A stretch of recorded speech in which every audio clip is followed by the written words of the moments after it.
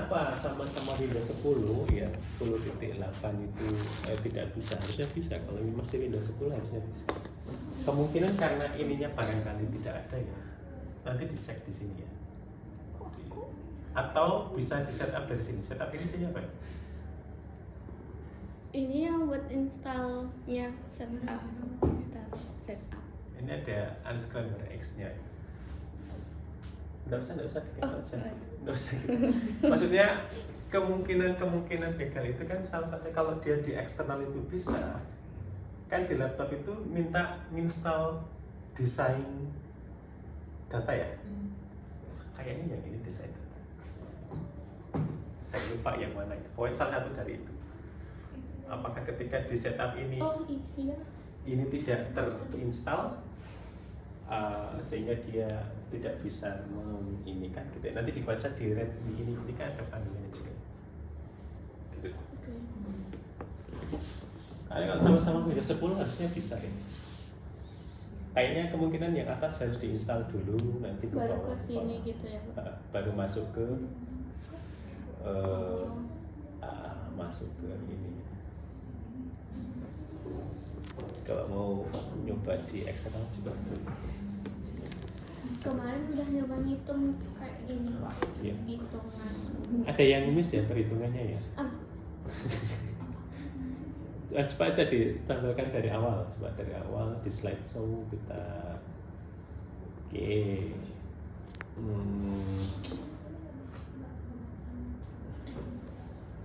Lagi sebentar.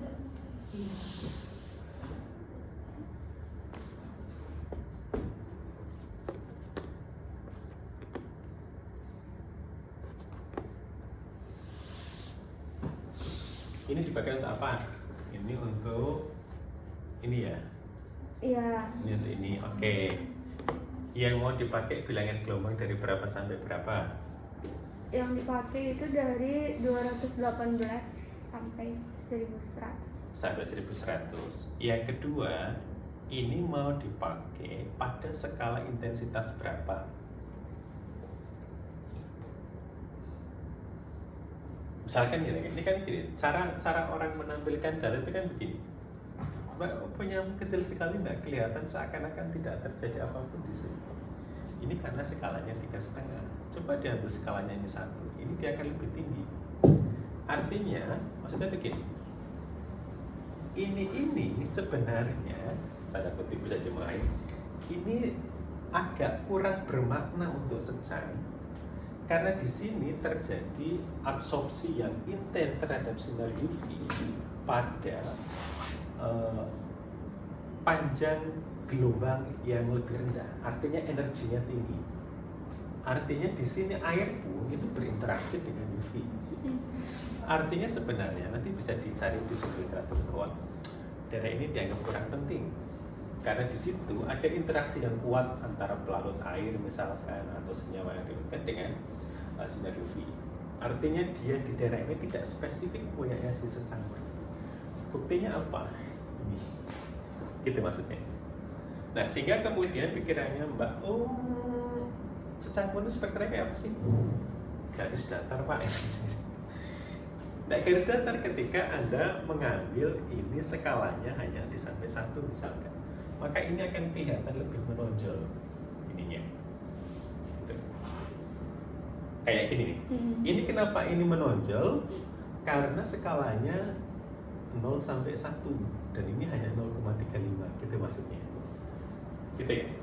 Nah, dari sini itu kemudian kalau begitu cara saya mengolah data, saya akan menggunakan panjang gelombang di sini misalkan yang dia tepat di daerah 1 kira-kira atau berapa gitu. Untuk kemudian saya akan pakai ke sana. Apakah ini ke sana mau dipakai semua atau tidak? Begitu juga dengan pewarna murninya. Apakah ini mau dipakai misalkan? Oh ya, saya mau pakai Pak, tetap ya sudah, oke kita ambil dari sini. Supaya bilangan gelombangnya ini kan sebenarnya sama-sama boleh dipotong. Kalau ini dipotong misalkan di daerah 200, oke, ini masih aman tidak dipotong di 200? Oh aman, misalkan. Oke, nanti kita akan menggunakan skala rentang panjang gelombang, misalkan dari 200 sampai ke 1100 misalkan. Dengan intensitas ininya itu disamakan ya. Bukan disamakan maksudnya. Ya setara lah. Misalkan ini 0,35, ya ini diambil 1. Coba Anda setting ini di Excel ke 1. Itu pasti ininya akan beda. Apa namanya? Bentukannya itu akan lebih menonjol.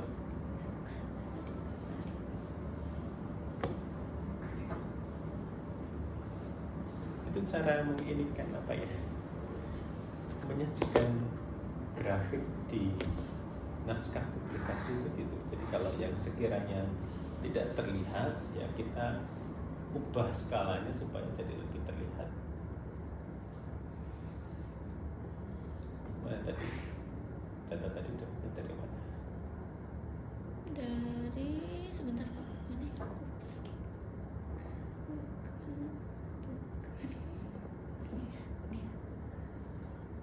Nah ini kan ya, yang ini kan ya. Nah itu klik kanan. Ini berarti 1. 1.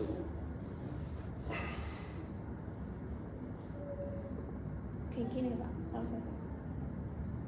Diturunkan ke 0,8 misalkan. Terus ininya jangan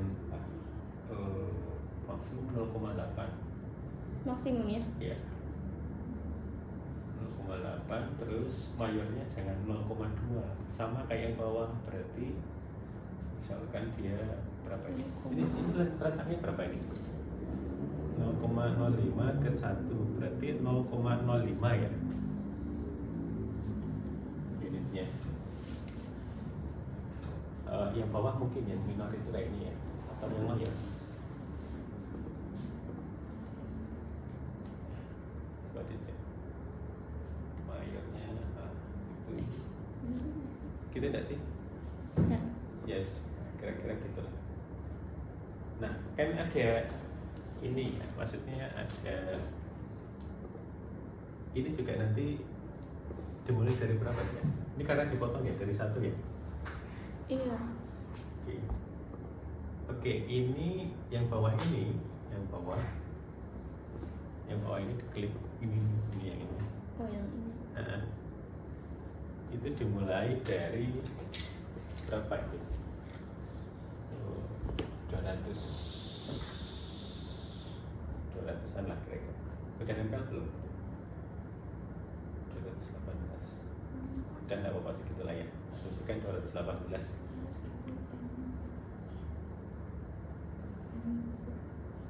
Tapi tidak cantik ya. 218, 220 segala ya. 200 berapa? 20 coba. Kayak gitu. Ya udah.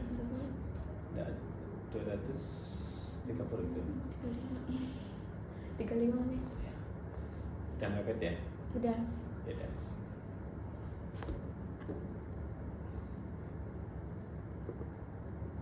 Nah, yang bawah juga dibikin seperti itu. 235.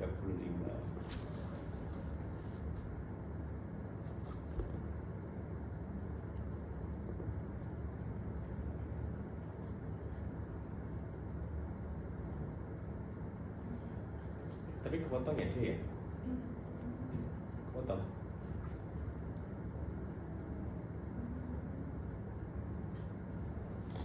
Nggak usah dipotong aja dia.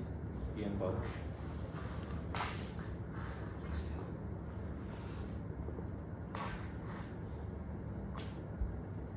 Kalau yang atas itu begitu, yang atas coba tidak 235, dikembalikan ke 190.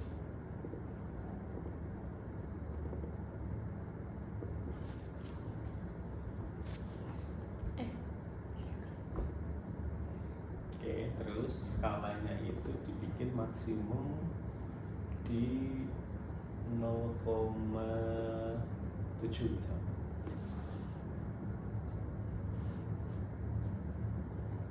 Potong ya. 0,75. Oke. Masuk nggak tuh? Minimumnya dihilangin ya. Minimumnya dibikin 0,75.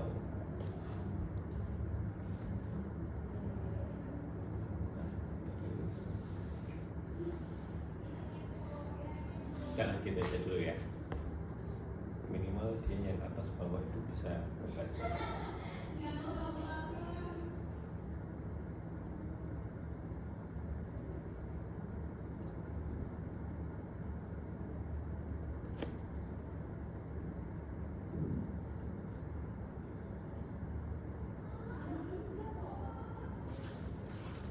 Oke.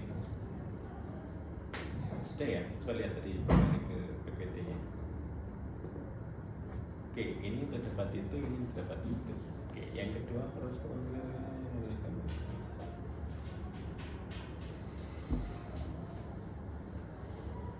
Oke, data kedua itu apa? Kayaknya udah dibahas ya? Udah dibahas belum? Sudah? Sudah? Sudah dibahas belum? Saya lupa antara punya Anda atau punya siapa ya? Kayaknya udah dibahas kayaknya. Oke. Masalahnya apa gitu aja. Kemarin tuh Karena saya nggak tahu ini yang apa. mau minta cekin yang perhitungan yang Oke. ininya. Kemarin kan Bapak nyontohin yang di komputer sana tuh kayak ngitung regresinya, terus LOD, LOQ, terus akurasinya gitu. Oke, ini yang kurva kalibrasi. Ada berapa data? 1, 2, 3, 4. Sampelnya ada sampel latih 1, 20, 20, 1, 2, 3, 4, 5. Ada 5 ya? Iya. Oke, sudah. Terus yang ini yang sampel. Sebentar. Ke modelnya saja dulu. Modelnya itu kan ini, ya kan? Oke, modelnya itu ini. Sudah punya kan? Terus kan tadi ada sampel uji yang mau dimasukkan ke sini, ya kan? Gimana caranya? Konsentrasinya berapa kalau masuk ke situ? Ketemunya berapa? Bukan dimodelkan sendiri. Jadi dari sampel uji itu masuk ke sini. Oh, berarti nanti sampel ujinya dimasukin ke persamaan ini, Pak? Iya. Ke kurva kalibrasi ini. Masuk enggak dia? Ketemu enggak sesuai dengan yang seharusnya? Kalau tidak sesuai, berarti ada dua hal. Yang pertama, si sampel uji itu bisa di MCR bareng sama si sampel latih. Kalau dia tidak sama, ya itu alternatif terakhir. Tapi kalau misalkan metodenya ini konsisten, ini kan kadang-kadang kalau dilakukan hari ini dengan diukur hari besok, stabilitas sampel itu kan berubah. Nah, itu masalah bukan di metode, tapi masalah di sampel. Tapi asumsikan oke lah ini stabil, maka tadi yang sampel uji tadi, coba cek sampel uji. Nah, sampel uji ini dibikin apa? Sampel uji ini itu kan 1711 ini ya. Oke. Maksudnya sebenarnya yang bagian ini 17.1 diulang 3 kali. Ini spektranya sama enggak? Nah ya. Ini kan sebenarnya ceritanya itu begini. Ini kok 0 ya? Ini kenapa? MCR-nya. Lah ya, ini MCR-nya. 1711. Kalau spektranya yang Dia MCR-nya gimana? Coba MCR sampel uji gimana? Cara meng-MCR sampel uji gimana? Cara meng-MCR sampel uji kan didefinisiin dulu tuh satu-satu, Pak. Terus waktu mau di MCR mana datanya si sampel uji yang di MCR, input datanya. Oh, Dari itu aja enggak apa-apa. datanya itu yang Ini sampel uji. ini gabungannya. Yang di MCR yang mana? Nah, kemarin tuh waktu masukin unscrambler, yang dimasukin itu kecuali yang ini, jadi yang ini doang. Yang bukan, maksudnya yang kan kita tadi model kan yang ini ya, sampel latih kan yang ini. Yang 4 ini ya? Iya. 1, 2, 3, 4, 5, 5 itu sampel uji. Terus yang, sampel latih. Yang sampel uji itu diapakan? Di MCR juga? Iya. Datanya mana yang di MCR? dari situ sampai ke situ. Ya, Kak. Oke, ini kan dia perbandingannya, sorry ketutup ya. Sorry mana? Ketutup ya. Oke, kan sama ya 17.111, 17.111. Terus hasil MCR-nya ya ini akan ini. Coba Mbak yang ini ya, yang di MCR itu adalah 17.111 ini sebanyak 3 kali ini ya. Iya. Oke, itu maksudnya itu begini kalau di MCR itu. Kalau di MCR itu begini. Anda sudah punya model nih di sini. Ini adalah konsentrasi, ini adalah konstanta hasil MCR ya, variabel konsentrasi. Nah, kalau Anda punya sampel, ini sampel yang 17:1 ya, ya kan? Sampel ini adalah 1 misalkan, kalau dia cukup untuk di UV masuk daerah apa namanya ring 0 sampai 1, maka yang 1701 ini misalkan Anda encerkan menjadi 4 data ditambah dengan air misalkan nih, ini sampel 1701 yang ditambah dengan 1 ml air, ditambah 2 ml air, ditambah 3 ml air, ditambah 4 ml. Ini di MCR, hasil MCR nya masuk ke sini. Itu maksudnya itu begitu. Pak, ini sudah terlanjur ya. Maka ya sudah, si 0,1701 ini di MCR bareng bersama si 5 sampel latih tadi untuk mendapatkan konstanta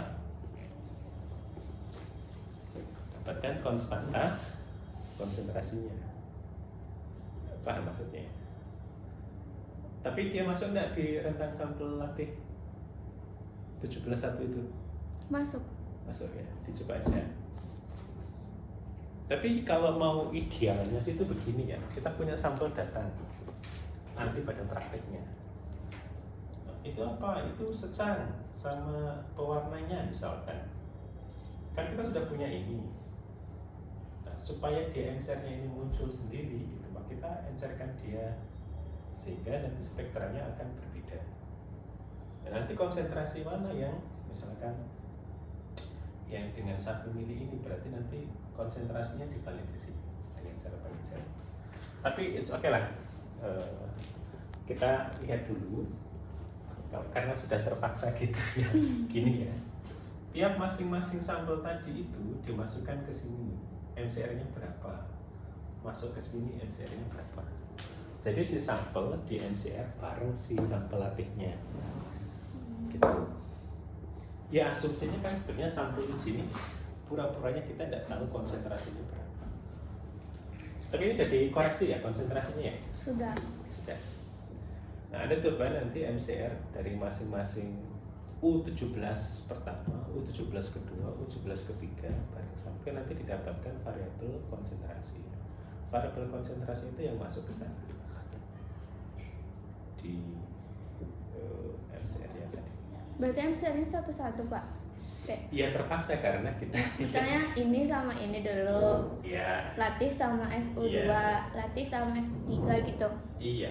Karena ini kan sama ya, 17:1-nya 3 kali ya. Nah itu untuk keterulangan. Kalau harinya sama sih. Sama sih Pak, kalau yang itu.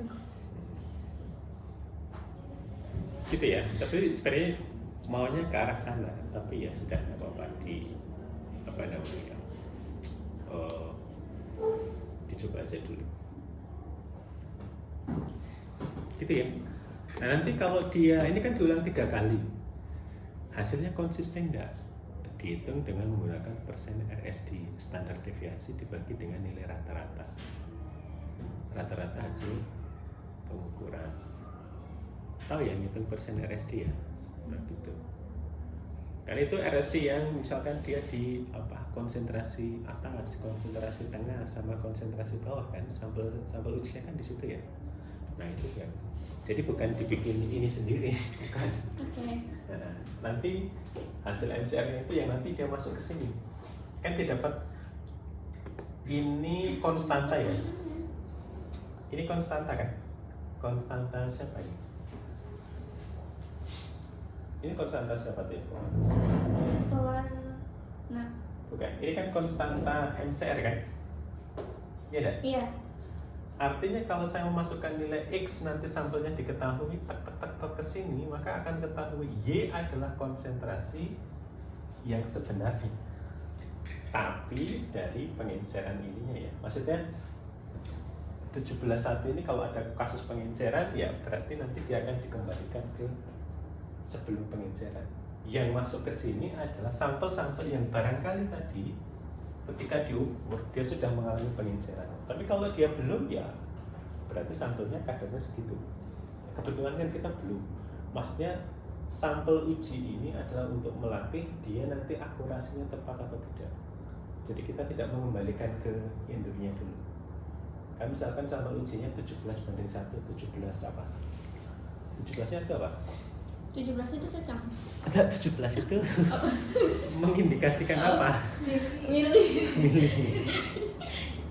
17 mili apa? Secang. 17 mili secang itu kadarnya di situ tuh berapa? 800. Berapa ppm maksudnya? Nah itu maksudnya. Berarti kan artinya kita tahu, oh harusnya di sampel ini, di sampel U17.1 secangnya itu misalkan 80 ppm, pewarnanya itu misalkan 1 ppm gitu misalkan. 17.1 itu kan cuma identitas volume yang diambil gitu ya. Tetapi nanti di kolomnya si itu harus di kolom apa namanya? Kolom data yang dilihat di PPT-nya. Ini tujuan keberapa tadi? Oke, sini saya. Mana? Ke atas lagi. Nah, kayak gini nih. Ini sampel arti 10:10, iya ini. Tapi di kolom sebelah sini itu maksudnya dikasih konsentrasi secang itu yang 10 ini kadarnya 800 ppm misalkan. Pewarnanya 10 ppm. 10 itu ya, ini, adalah Pak. Ini konsentrasi secang, oh, iya, ini konsentrasi pewarna. Oh iya. Karena sama-sama C komponen saya kira. Nah, ya itu maksudnya. Gitu. Nanti kalau dia sudah kan ini sebenarnya sih idealnya karena kalau kasus yang sebenarnya kan orang ngasih sampel Anda tidak tahu ini isinya apa gitu ya. Tapi karena ini sampel uji ya sudah. U17.1 di MCR barang 4 itu. U17.1 yang satunya itu juga. Yang satunya juga begitu. Nanti yang sampel uji berikutnya juga begitu kan. Tapi kalau Anda nanti real di lapangannya adalah Anda dikasih sampel orang itu kan masih pekat, diencerkan bertahap 4 pada rentang yang masuk pada area sampel kurva kalibrasi. Ini hasil dia di MCR sendiri sebenarnya. Yang hasil data ini yang masuk ke persamaan regresi. Itu alternatif yang lain. Tapi kita boleh juga pakai alternatif yang lain. Maksudnya alternatif dengan data yang terpaksa gitu maksudnya. Berarti nanti di MCR 11 terus dimasukin ke persamaan regresi ininya. Iya. Tapi kan sebenarnya maksa ya, karena mereka seakan-akan dibikin sebagai satu kurva kalibrasi yang sama gitu. Tahu bedanya enggak? Ketika mereka di MCR bareng-bareng kan, oke, kita satu kelompok sesama satu geng, tidak boleh ada yang saling tidak sesuai dengan yang seharusnya gitu. Tapi beda kalau ada orang baru masuk ke grup kita gitu kan. Kalau dia memang benar-benar yang sebenarnya, dia akan cocok-cocok saja. Gitu. Karena dia udah di MCR sendiri di sana gitu kan. Tapi kalau di MCR bareng itu kan, tapi juga belum tentu nanti akan linear juga. Kadang-kala tidak linear juga. Karena nanti bergantung kepada bagaimana Anda mempreparasi sampelnya gitu. Dan juga ukurannya. Dicoba aja ya, nanti kalau udah ketemu kan artinya 17.1-nya itu 3. Kalau 3 itu kan nanti dihitung nilai standar deviasinya berapa, nanti dibagi dengan nilai rata-ratanya, nanti ketemu persen RSD. Sementara akurasi adalah nilai rata-rata yang 3 itu terhadap nilai yang sebenarnya. Ke LOD LOG-nya itu adalah, ini tidak ada belangkonya ya sayangnya ya. Soalnya kalau pakai LOD LOG kurva garis lurus ini agak apa ya, agak riskan ya, sering misinterpretasi. Kalau saya lebih suka mengukur belangkonya.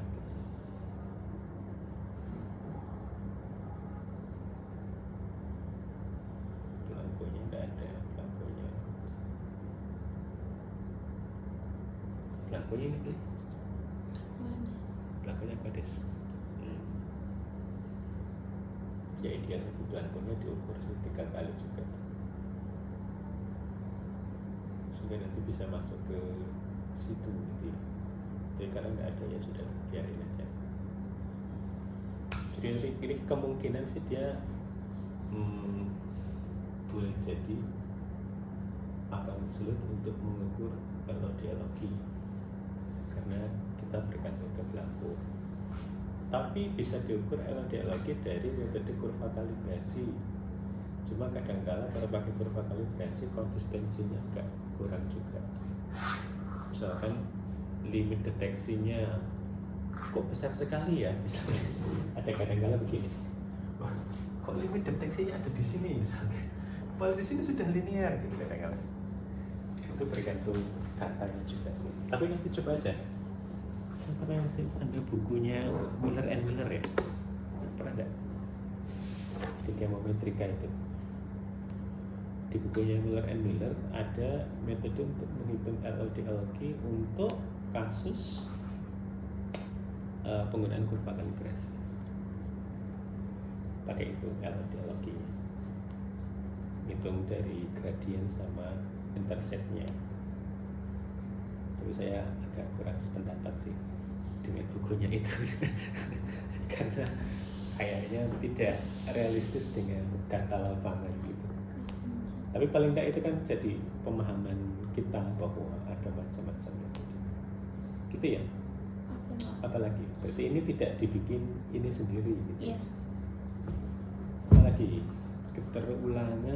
keterulangan ya pada prinsipnya sama ya. Sampel yang tadi yang banyak tadi misalkan kalau dia diulang hasilnya seperti apa ya, karena ini datanya cuma ada 2 itu ya terpaksa dilakukan sama.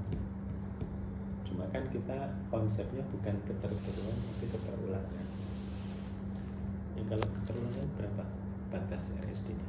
Kalau keterulangan kan dia kalau tidak salah di bawah 2%. Kalau keterulangan di bawah 5%. Presisi. Persen RSD-nya. Presisi, keterulangan presisi. Dua kayaknya. Kalau persen RSD itu di bawah 2 biasanya. Yaitu yang keterulangan. Kalau yang ketertiruan, Oh, Berarti akurasi. bukan, akurasi istilah beda. oh beda lagi. Beda lagi. Ada akurasi, ada presisi. Akurasi itu adalah membandingkan nilai rata-rata hasil pengukuran dengan nilai yang sebenarnya. Seberapa dekat nilai yang hasil pengukuran dengan ininya. Sementara presisi ada 2, presisi ketertiruan dan presisi keterulangan. Artinya tingkat dia tidak akurat tidak masalah, yang penting kalau diulang dia itu tidak kemana-mana. Jadi gitu ceritanya. Kalau yang namanya akurasi, nilai yang seharusnya itu di sini, maka seberapa dekat hasil pengukuran X terhadap nilai yang sebenarnya, itu namanya akurasi. Tapi kalau yang namanya presisi, keterulangan dan ketertiruan, itu seberapa baik data pengulangan itu menggerombol jadi di sedekat mungkin di satu titik atau di beberapa. Boleh jadi dia tidak akurat karena akurat itu ada di sini. Tapi diulang-ulang dia tetap ada di sini. Ini berarti dia akurasi, presisinya baik.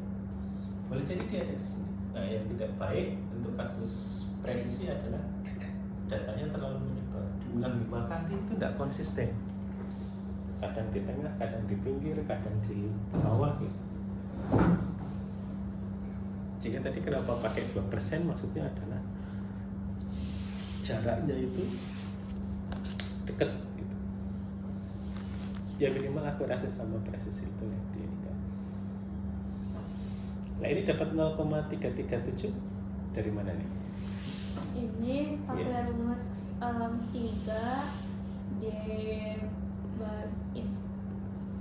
3 dikali standar deviasinya, terus dibagi sama slope-nya dari sini. Standar deviasi. Oh bukan standar deviasinya ini Mbak. Oh, berarti yang Bukan punyanya ini. Dia standar deviasi Blanco biasanya. Oh, Kan ada Blanco. Kalau Anda pakai ini itu nanti terhadap gradient atau intersect nanti di sini. Ini bukan standar deviasinya, ini bukan. Kalau Anda mau ngitung pakai itu, dia pakai Blanco limit deteksinya. Jadi kalau Anda pakai yang berupa kalibrasi nanti dibaca di Miller and Miller ya, ada cara menentukan. Saya kira itu sih. Ada lagi yang mau disampaikan? Sudah ketemu tadi yang 1500. Jadi tidak bisa ya karena itu. Apalagi sudah Aku cukup. mau nanya kalau misalkan nanti hasilnya itu nggak linear kayak gitu gimana Pak? Ya tidak apa-apa, memang tidak harus dipaksa linear kan? Kan sebenarnya apa yang mau di masa mau dipaksa linear itu ya nggak apa-apa ya. Kalau misalkan dia 0,85 misalkan gitu, ya tidak apa-apa ya. Memang itu yang kita bahas adalah dalam analisis metode semi kuantitatif ini hubungan antara variabel loading matrix konsentrasi versus konsentrasi yang sebenarnya ya linear dengan koefisien korelasi misalkan 0,88 ya cukuplah, tapi tidak terlalu akurat. Nah, kira-kira gitu kan ceritanya. Kan kita menampilkan apa adanya, bukan harus perfect sekian gitu enggak. Tapi ada ini cara mengubah kelemahan jadi kelebihan. Jadi sampaikan dulu misalkan oh ya metode ini bagus kualitatif dia secara memberikan informasi yang spesifik bahwa ini adalah si secang gitu kan. Apa buktinya ini? Terus kemudian secara kualitatif dia sangat objektif dan kuat karena kalau yang analisis biasa misalkan bahwa itu secang atau tidak, apa buktinya? Coba kayak analisis biasa selain menggunakan spektra untuk membuktikan ini secang atau bukan pakai apa? Apa? GCMS Pak? Belum tentu. Karena syaratnya GCMS itu adalah senyawanya harus volatil. Ini volatil enggak? Kalau tidak volatil enggak bisa pakai GCMS. Oke lah sama-sama volatil misalnya. Oh Pak ini senyawanya misalkan volatil, GCMS ini iya. Preparasi sampel untuk sampai ke GCMS itu dia perlu pemurnian dan sebagainya. SPLC juga pelarutnya kan yang apa? Kromatografi grade ya, yang dia mahal ya, 1 liternya itu bisa sampai 15 juta kan ya. Ini kan cuma tinggal diukur saja. Nah kira-kira gitu. Apa buktinya secara begini? Dia punya kelebihan juga, di samping kemampuan kualitatif, dia juga punya kemampuan semi kuantitatif. Kata-kata semi kuantitatif itu sudah menegaskan bahwa yang semi kuantitatif itu kan berarti toleransinya besar. Tapi kalau kita ngomong ini kuantitatif, maka tuntutan terhadap akurasi itu tinggi.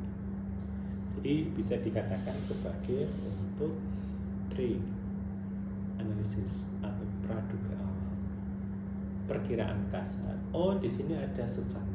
Berapa kira-kira kadarnya? Ya, dengan toleransi kesalahan 15%. Kira-kira kadarnya sekian. Tapi kan itu cukup kan? Cukup dalam artian adalah untuk praduga awal. Kalau Anda tidak percaya, kepengen dengan akurasi katakanlah 95%, ya lakukan dengan metode yang lain gitu. Metode yang lain selain itu. Itu cara apa ya? Cara defense-nya. Cuma cara Anda nanti bagaimana membahasnya dalam naskah itu kan apa variatif gitu ya. Sehingga yang kalau saya tuliskan ya ini kelebihan semua. Perkara orang lain akan mengatakan ini kekurangan ya. Artinya mereka membaca artikel saya dan saya tidak mengklaim bahwa ini akurasi 95% dari ini. Gitu. Bapak mau tanya, kan kalau menurut Pancasila kan keulangan sama kepemiluan itu bisa beruji kan? Terus tadi Bapak juga menyarankan bahwasanya di MCR-nya per sampel. Itu karena dia tidak punya data ini. Dia tidak punya data. Sebenarnya kan aslinya kasus itu kan gini, ada orang, Pak, saya kepengen tahu ini secara atau bukan.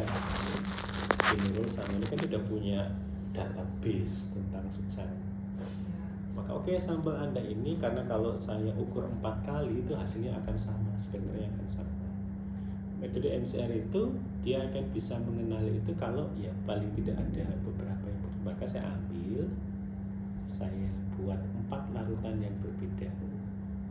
Tapi kita tahu apa yang kita maksud, air. Yang air itu tidak akan mengubah komposisi itu selain pengenceran.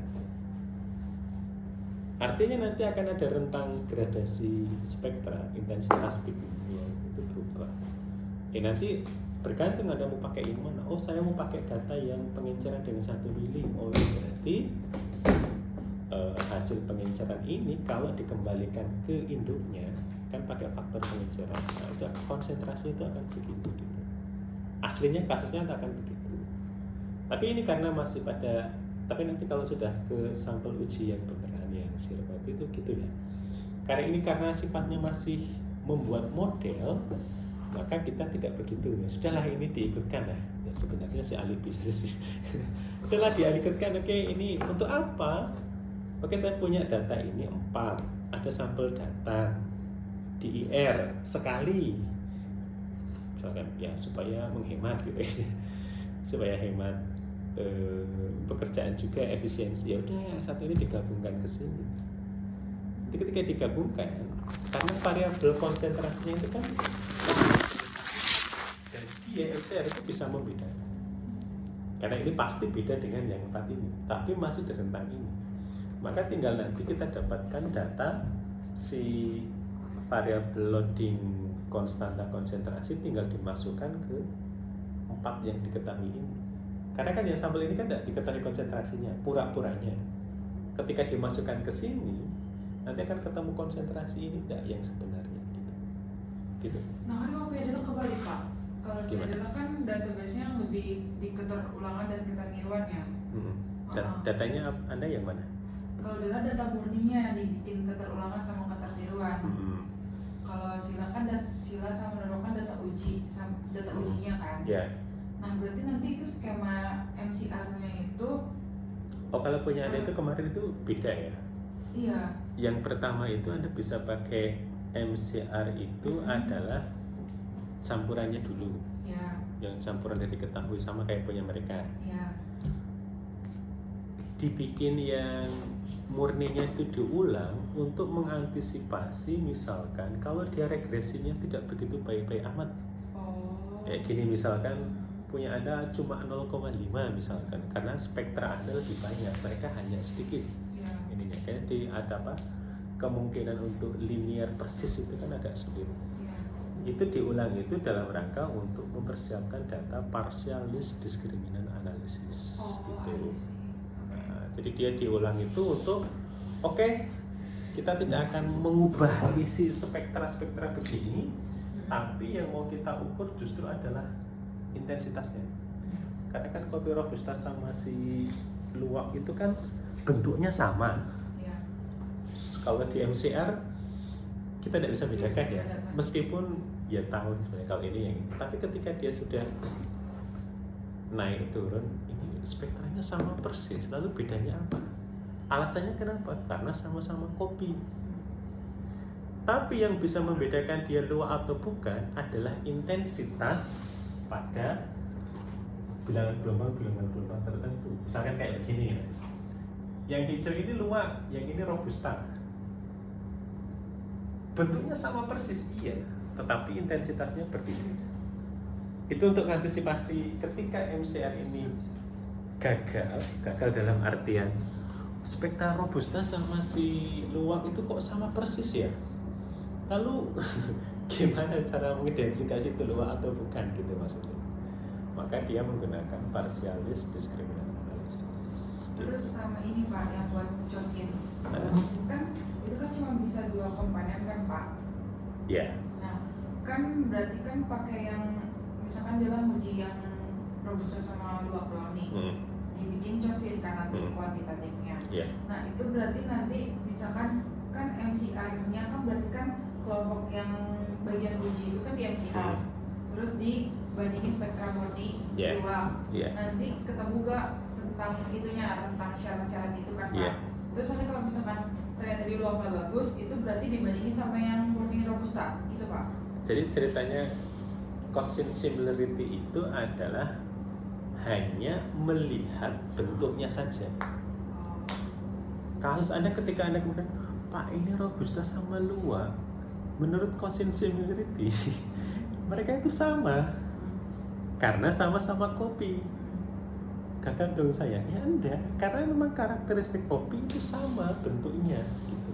Mau kopi apapun, karena dia prosesnya ya sama-sama kopi. Yang kemudian yang membedakan itu adalah justru intensitas serapannya. Kalau luwak misalkan di bagian asamnya, bagian kafeinnya mungkin lebih tinggi misalkan, yang muncul pada bilangan gelombang ini sama-sama punya kafein ya akan muncul sama, cuma intensitasnya berbeda gitu. Maka Cosin similarity itu tidak cocok gitu, karena dia hanya melihat bentuknya. Yang cocok justru cluster analisis, karena dia di samping melihat bentukannya juga melihat tinggi rendahnya intensitas gitu. Jadi kita siapkan 2 alternatif itu gitu. Jadi ada 2 alternatif. Pak, saya mau kalau bahas dua-duanya boleh. Antara misalkan yang bahas saya mau melakukan pendekatan dengan misalkan analisis cluster dengan Cosin similarity boleh. Cuma cara menceritakannya yang harus sistematis. Ketika saya menggunakan Cosin similarity, saya sedang dalam konsep melihat kesamaan bentuk. Artinya, ini loh robusta sama si luwak itu sama bentuknya, sama persis. Gagal dong penelitian? Tidak. Artinya menginformasi kepada orang ini sama persis. Artinya kalau Anda mau membedakan kopi luwak sama kopi robusta berdasarkan kesamaan bentuk spektranya, Anda akan bisa. Apa alternatifnya? Nah itu yang kemudian Anda tuliskan. Maka untuk kasus yang seperti ini, pendekatan analisis cluster itu lebih bisa masuk. Tapi sebelum masuk ke cluster itu kan ada yang namanya partialis discriminant analysis PLSDA. Bahwa PLSDA itu sama kayak tadi, prinsipnya adalah membuat model, nanti data serapan yang masuk tadi, observasi yang masuk, itu sama dia akan di tanda kutip dijustifikasi. Oh ini adalah kelompoknya robusta, ini kelompoknya si luwak gitu ya. Tapi untuk melatih itu perlu dilatih luwak murni yang tidak hanya satu data. Semakin banyak data semakin baik gitu. Itu maksudnya. Cuma kan kalau banyak-banyak juga mahal kan ya, kira-kira begitu. Oh berarti cluster analisisnya itu pakai PLSDA dulu? Sebenarnya idealnya PLSDA dulu. Cluster analisis itu hanya untuk menunjukkan dendrogram gini. Karena PLSDA itu kan hanya tanda kutip pernyataan kualitatif. Ini kopi luwak gitu toh. Kok bisa luwak? Kenapa gitu kan? Kan enggak muncul di dendrogram. Jadi yang analisis cluster ini kan untuk sampel-sampel yang banyak juga kan. Sebenarnya ini hanya ingin mengatakan bahwa ini misalkan kopi luwak sama kopi robusta, mereka mirip loh, kemiripannya sekian gitu. Artinya memang sukar dibedakan. Kalau dari sini kelihatan dia mirip, sebenarnya secara spektra itu mereka itu sulit dibedakan. Artinya kan bahwa kita ingin menceritakan ini akan sulit dibedakan, maka perlu dilakukan analisis skemometrika lanjutan terhadap data ini dengan menggunakan partialist discriminant analysis. Gitu cerita yang diinginkan. Gitu ya. Iya. Jadi Anda mau mulai seperti mereka pun tidak masalah. Nanti hasilnya seperti apa? Kalau bagus ya cukup misalkan. Kalau dia kurang bagus, Anda masih punya data backupnya. Oh, ini kalau dia begini, artinya kita menginformasikan kepada orang lain bahwa ada masalah loh kalau ini dianalisis hanya berdasarkan bentuk spektra. Maka saya mengusulkan pakai metode ini untuk kasus yang seperti ini. Gitu. Bisa diterima ya? Bisa. Kurang begitu. Sudah baca PLSD ya? Kan Masih- sama-sama pakai sampel latih juga dia. Iya, masih mempelajari sih Pak. Kemarin lihat tutorial aja. Cuma belum begitu paham banget. Lihat aja di itu kan ada studi kasusnya di bawaan Unscramble itu. Oh, belum coba. Ada datanya, jadi Anda tidak perlu ngetik-ngetik, buka di Unscramble itu. Ada Unscramble di sini. Ini punya siapa? Punya teman.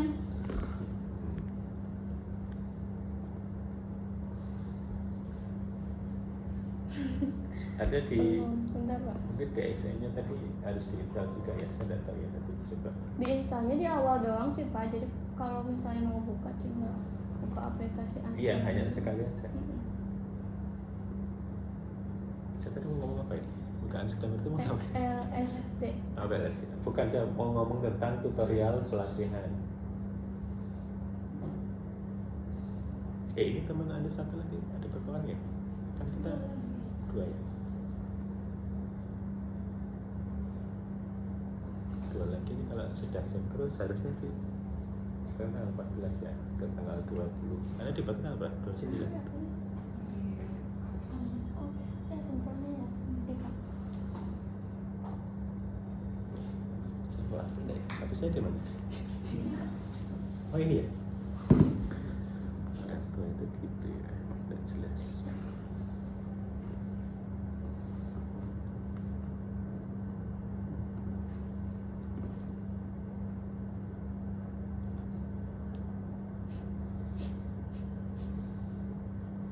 Ini maksud kenapa ini?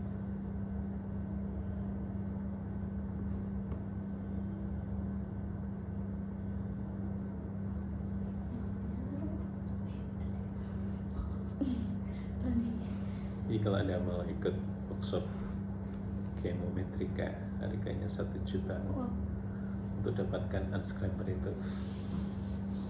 oh iya Pak. Di mana itu Pak? Di IPB. Ini ada ini, ada. Tapi sama ya kalau Anda. Tapi kan Anda paling tidak sudah pernah ngalamin. Jadi nanti ketika ada kasus seperti itu bisa lebih advance. Oh, cara makainya itu begitu, bukan cara makainya. Oh, kalau kasusnya begini pakai yang ini. Perlu apa namanya ya? Perlu studi kasus lebih dalam. Kita belajar ini juga apa namanya otodidak ya. Kasusnya mau seperti apa? Anda klik di help itu. Health ada konteks data itu.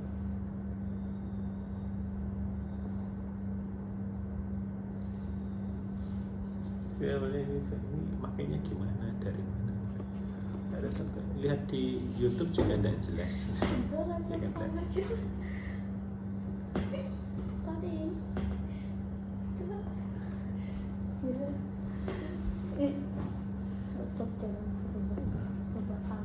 Ini masih ini jadi alasan minta laptop saya. Oh, laptop ini nggak bisa nih. Pak Karmon minta yang cepat gitu. Kalau saya nggak minta apa-apa ya.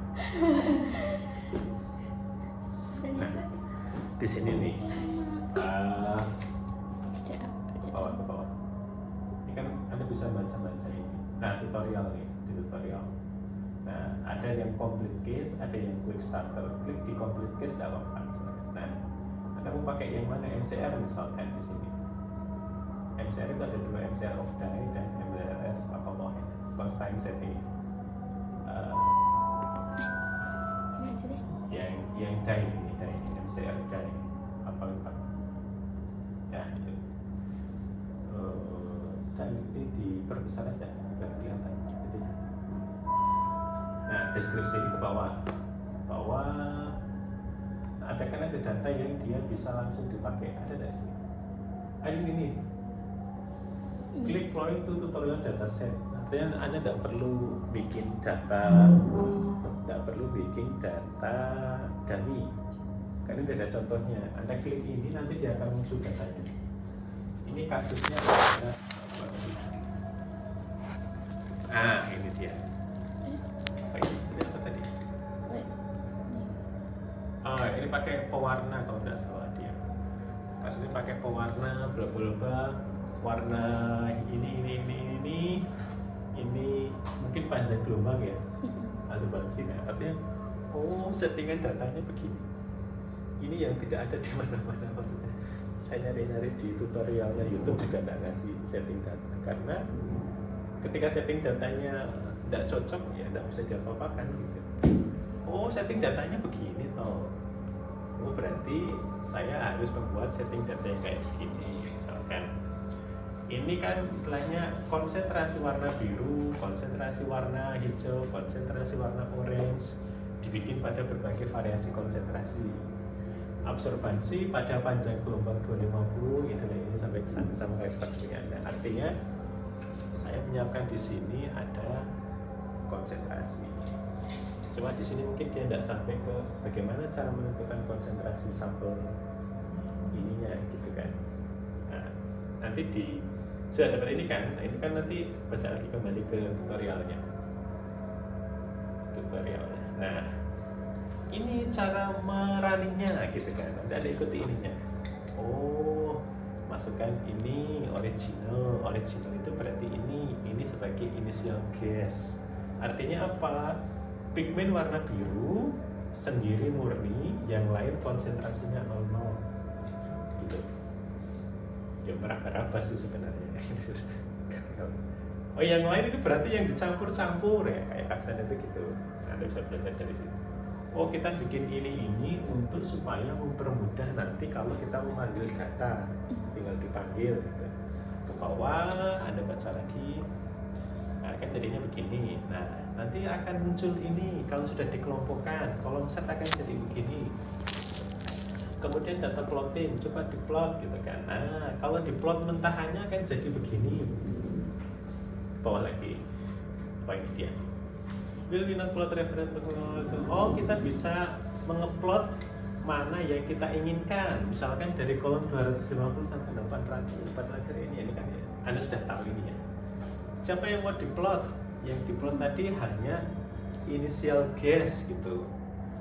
Nah, ini adalah kalau ini cuma beda pilihan ya. Kalau ini adalah yang kalau diklik sampel, kalau yang bawah ini saya lupa konsentrasi atau apa. Ya, tapi bukan konsentrasi. Ini maksudnya konsentrasi. Ketika perbandingan warna birunya ini merahnya sekian, misalkan ini ya, di prop 1, sampel 1 kadar birunya sekian, ini sekian. Ini hanya cerita tentang perbandingan konsentrasi ketika dibikin plot, gitu ya. Tapi bukan variabel konsentrasi yang dimaksudkan di dalam hasil MCR-nya. Nanti tampilan-tampilan tadi sudah. Ini kalau Anda mau pakai initial guess ini dicentang. Kalau tidak ya sudah jalan aja. Ini belum ngomong initial guess. Nanti akan munculannya seperti ini. Nah, gitu kan. Setiap itu nanti ada tutorial kayak begini. Bagaimana cara menginterpretasi ini dan ini, misalkan gitu. Apa sih yang dimaksud dengan sampel residual? Gitu ya. Anda bahkan tanya sama ChatGPT untuk menjelaskan ini, dia tahu. Sampel residual dalam unscramble itu menjelaskan apa sih? Gitu. Dia akan menjelaskan. Gitu. Nah, ini plot MCR resultnya. Anda bisa milih pakai 2 komponen atau hanya 1 komponen. Ini kalau tidak salah dia cuma sampai ke 4 komponen ya, komponen larutan gitu. Bergantung kan kemarin kita ada karena kita cuma 2 jadi 2 atau 3 itu biasanya. Oke, bawah lagi. Nah, ini adalah plotnya. Bagaimana menginterpretasi hasil MCR? Anda baca ini atau karena tidak bisa dibuka di tempat Anda sehingga Anda tidak baca ini? Nah, ini outputnya adalah ini adalah data tentang residual plot. Apa sih yang dimaksud dengan residual plot di sini? Misalkan 2 komponen ini sudah mewakili keseluruhan data, 3 komponen dia hanya bisa menjelaskan sekian, nah seterusnya. Oke, next. Bagaimana kalau kita menggunakan initial guess? Maka caranya adalah centang ini. Kemudian pilih pure spectra atau bagian konsentrasi profilnya. Kalau pakai ini saya tidak terlalu, sebenarnya bisa, cuma saya tidak seneng aja karena kata di profil spectra itu kan tidak karu-karuan gitu. Maka lebih suka pakai yang ini karena saya analisis kualitatif. Waduh, oke, maka dia akan munculannya akan berbeda dari yang awal. Ya, dia hanya bisa sejumlah initial guess yang diberikan, tidak bisa digeser-geser menjadi 3 komponen, 4 komponen dan sebagainya. Hanya berdasarkan atas MCR result matrix. Nah, ini yang dimaksud. Matrik dari MCR-nya itu ada di mana? Ya, oke, itu akan ada muncul di sini apa lagi bawah. Nah, ini ada komponen 1, komponen 2, ini konsentrasinya dan sebagainya. Tapi apakah ini tiba-tiba akan muncul di itu? Tidak. Ini hasil MCR, ini data yang kita tambahkan informasinya dari yang awal itu tidak dipindah ke sini. Jebret bahwa komponen 1 itu awalnya dari proporsi ini dan ini, bukan dari MCR-nya langsung. Oke, sudah. Artinya ini adalah data tambahan. Oke, ke bawah lagi. Nah, data tambahan tadi itu diplotkan, ya. Ini kan kalau kita memasukkan konsentrasi sebenarnya. Maka konsentrasi tadi, konsentrasi loadingnya itu kalau diplotkan dengan konsentrasi yang sebenarnya itu akan dapatkan ini. Ada 36, elemennya sekian, offsetnya, interceptnya ini minus 0,71, korelasinya 0,945, ini R kuadratnya. RMSD-nya sekian. Ini ya sama dengan RMSD. Kan tadi saya mengatakan Pak tadi yang Quotient similarity sama analisis cluster bedanya apa? RMSD itu sebenarnya adalah root mean square error. Ini D-nya apa ya? Saya lupa ini. Artinya seberapa baik mereka itu berhimpit ya. Errornya semakin kecil, errornya semakin baik. Ini kebetulan RMSD-nya lumayan besar ya. Ini kan agak ini. Tapi ya paling tidak dia sudah bentuk ini ya. Tapi perhatikan cara membuat datanya. Data pada konsentrasi rendah itu diulang. Ini misalkan cukup 1, misalkan. Ini diulang, ini diulang, ini diulang, ini. Oke, next ke bawah. Itu cara mendesain datanya. Ini ada yang tanda kutip, misalkan kalau Anda melakukan mau penginceran beberapa dan sebagainya, gitu ya, revisi terhadap data, misalkan datanya penginceran, bisa langsung diplotkan dari situ. Nanti dibaca aja ke bawah lagi, habis. Nah, ini yang tadi masih sama. Ini kalau cuma pakai kalau yang initial guess, bawah lagi. Udah. Habis cuma skip. Sebenarnya masih ada lagi ya yang dia harusnya jelaskan. Ini data matrix use values, data matrix dengan nilai yang baru. Komponen 1 ini sekian, ini sekian, ini sekian. Gitu ya. Ya dari sini bisa dilihat. Tapi mungkin perlu apa ya? Ya memang perlu bimbingan dari orang yang pernah megang datanya. Kalau mainan chemometrika, salah satu kesulitan kita adalah data ini mau diapakan gitu. Ini yang tadi ya, constraint setting yang tadi. Datanya 0 kah atau negatif kah? Nah ini tadi ya, cerita tentang itu apa? Tentang bagaimana mendeteksi kalau dia ada yang kan ada sering diingatkan ya, ini datanya kalau tidak ini, nah itu dia mana itu di constraints. Artinya apakah data itu nanti akan diperbaiki atau dipaksa apa adanya, gitu ya. Saya kira itu nanti ini bisa dibaca sendiri. Ada pertanyaan? Cukup ya? Sudah. Oke, saya share ada hikmah, tapi dia terbatas ya sampai tanggal 18 Agustus. Tapi semoga tidak bisa ya, karena kita targetnya Anda semester depan itu masih ini ya, masih kuliah ya. Besok. Nah, berarti belum bisa lulus kan? Maunya sih bisa. Bisa sih bisa lah. Kayaknya tetap tidak bisa karena harus lulus mata kuliah dulu kan berarti baru semester berikutnya ya. Jadi ada kayaknya ada tren untuk hibah publikasi yang saya share tadi itu yang bisa kita ikuti yang paling tidak untuk mengurangi biaya publikasi ya. Dengan B itu kayaknya sih ya lebih dari cukup sih kalau, tapi tidak ngitung penelitiannya ya. Untuk publikasi itu kisaran 2,5 sampai 5 juta. Ada hibahnya kisaran antara 10 sampai 12 juta ya. Masih bisa untuk bukan nilainya yang kecil, tapi prestise kita untuk saya dulu pas mahasiswa pernah dapat ini gitu maksudnya.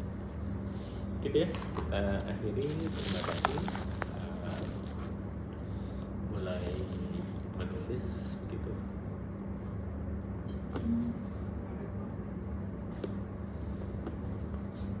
Dan dia sudah harus publis itu, bukan sekedar draft itu. Iya. Tepat artinya tahun depan Anda masih mengalami itu enggak gitu maksudnya. Kalaupun terpaksa misalkan Pak saya sudah terpaksa bayar publikasi 2,5, paling tidak di Agustusnya itu dapat uang ganti yang lebih gitu lah kalau Anda ininya. Gitu kita akhiri. Terima kasih. Assalamualaikum warahmatullahi wabarakatuh. Waalaikumsalam. Bisa dimatikan ya.